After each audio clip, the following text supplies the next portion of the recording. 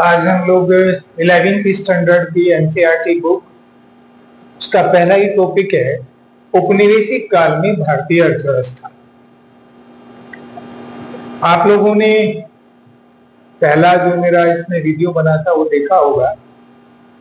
ये हमारा जो एफर्ट है उन बच्चों के लिए जो 11वीं क्लास का बोर्ड एग्जाम देंगे, और दूसरा उन बच्चों के लिए जो सिविल सर्विस पीसीएस यानी प्रोविंशियल सिविल सर्विस या अन्य कोई एग्जाम में भारतीय अर्थव्यवस्था का थोड़ा मूल रूप जानना चाहते हैं, उनके लिए बड़ा मददगार साबित होगा। और उसी भावना से ये वीडियो हम लोग आपके लिए बना रहे हैं।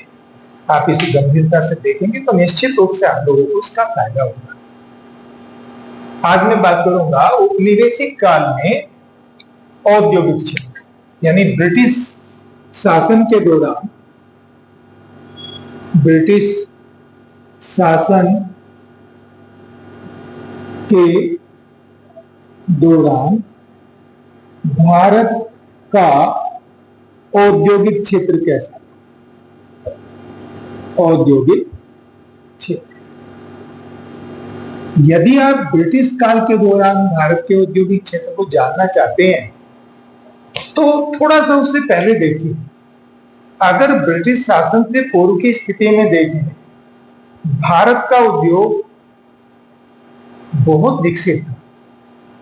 भारत के औद्योगिक उत्पादों की कलात्मकता विश्व विख्यात थी और विश्व में हमारे उत्पादों का बड़े स्तर पर निर्यात भी होता है, जिसमें मलमल का कपड़ा, रेशमी कपड़ा, सूती वस्त्र और अन्य परंपरागत वस्तुएं जो बड़ी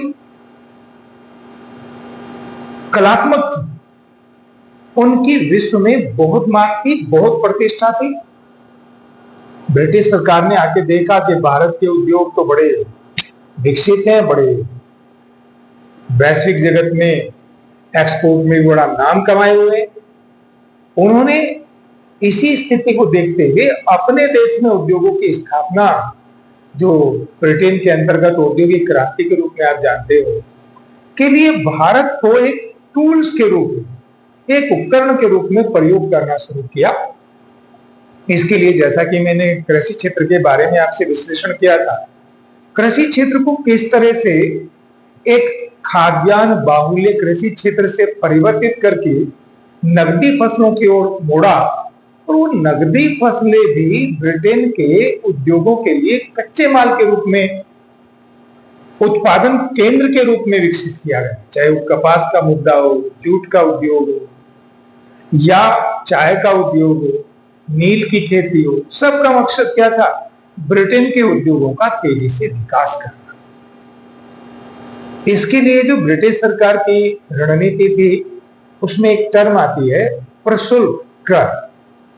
कर अगर मैं परिभाषित करूं, जब हम प्रशुल्क देते हैं या सीमा शुल्क बोलते हैं, तो जो भारत की सीमाएं हैं उसके आयात निर्यात पर जो कर लगता है उसे हम प्रशुल्क बोलते हैं या सीमा शुल्क बोलते हैं।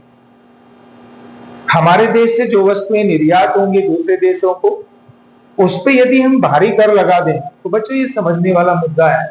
न्यू कॉमर्स के लिए सपोज हमारा उत्पादन की जो लागत है किसी वस्तु के देश में, उत्पादन लागत तो चाहिए 100 रुपया है। अगर इस पे कर केवल 5% है कर, तो इसकी एक्सपोर्ट जो प्राइस होगा वो 105 रुपया होगा। लेकिन यदि इस कर को बढ़ाकर हम 100 रुपया कर दें तो निश्चित रूप से अब इस वस्तु की कीमत 200 रुपये हो जाएगी। यानी पहले हम भारत के उत्पादों को अगर सस्ती दरों पर और बढ़िया क्वालिटी, उसका गुणात्मकता तो श्रेष्ठ थी, लेकिन हमारे यहाँ लागतें कम थी, गुणवत्ता बेहतर थी, कर की मात्रा नेग्लिजिबल थी, तो अंतरराष्ट्रीय बाजार में हमारे उत्पादों की कीमतें बड़ी कम थी, जिसकी वजह से हमारे निर्यात तेजी से बढ़ रहे हैं। लेकिन ब्रिटिश सरकार ने आते ही क्या किया? भारत के निर्यातों पर भारी कर लगा दिया। तो भारत के निर्यातों की कीमतें अंतरराष्ट्रीय बाजार में बढ़ी, जिसके परिणाम स्वरूप हमारे निर्यात घटने लगे। एक पॉलिसी। दूसरी पॉलिसी, जो हमारे उद्योगों को हमारी कृषि से कच्चा माल मिलता था, कॉटन, के कपड़ों के लिए, रेशमी कपड़ों के लिए रेशम, मलमल के कपड़ों के लिए कच्चा माल जो भारत के कृषि क्षेत्र से आता था, उसे भारत में ना प्रयोग करके अपने देश में ले जाने लगे और भारत के उद्योगों को इस तरह से रणनीतिक रूप से दबाने लगे। परिणाम क्या हुआ? हमारे उद्योगों की लागतें बढ़ने लगी, कच्चे माल का अभाव होने लगा और ये धीरे धीरे पतन के मार्ग पे चल गए। इसके विपरीत ब्रिटेन ने क्या किया, वो भी थोड़ा समझिए।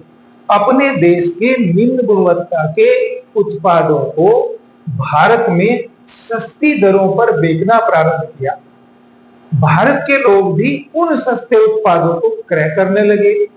भारत के उत्पाद तुलनात्मक रूप से महंगे हो गए और परिणाम घरेलू मांग घटने के साथ साथ विदेशी निर्यात मांग भी घटी और हमारे उद्योग दबाव में।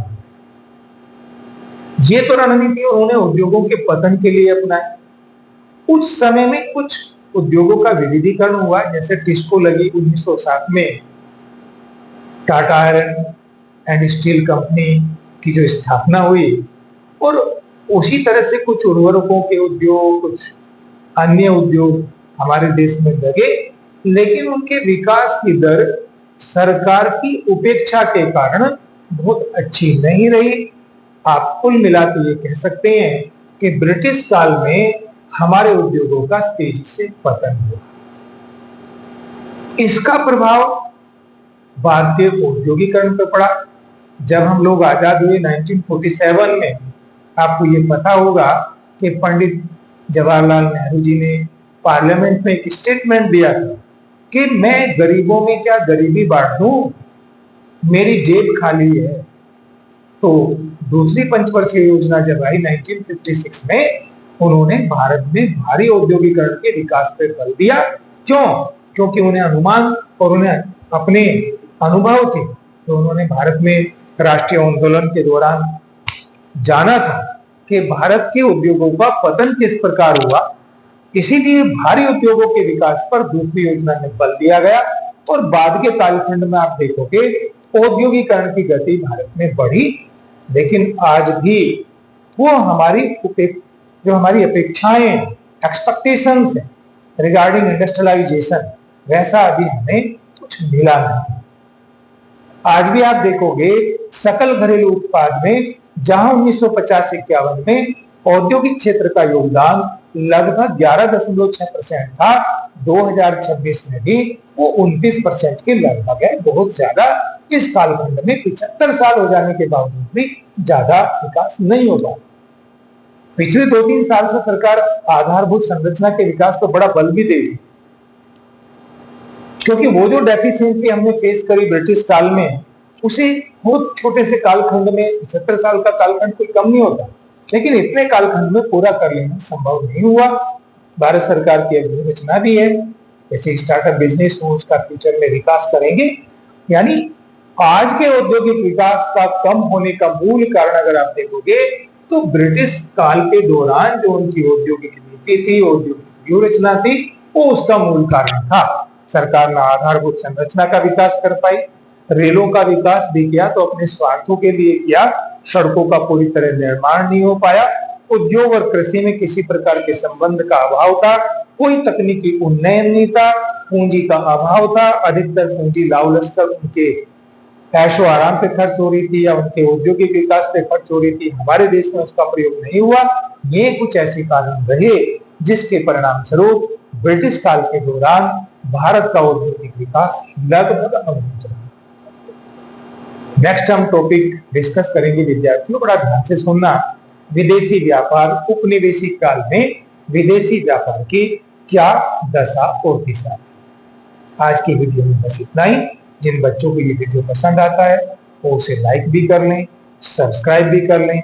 आने वाले दिनों में आप इससे करंट इकोनॉमी, क्योंकि मेरा जो टीचिंग का एरिया है वो बड़ा है, भारत की अर्थव्यवस्था का वर्तमान काल तक विश्लेषण बड़ा लेंदी है। मैंने कोशिश करी कि कम से कम शब्दों में संक्षिप्त रूप से ब्रिटिश काल के औद्योगिक व्यवस्था का विश्लेषण आपको समझ सकें, ताकि आए कि बेहतर एक ब्रेन में उसका एक खाका बना सके। आज के लिए इतना ही। Thank you.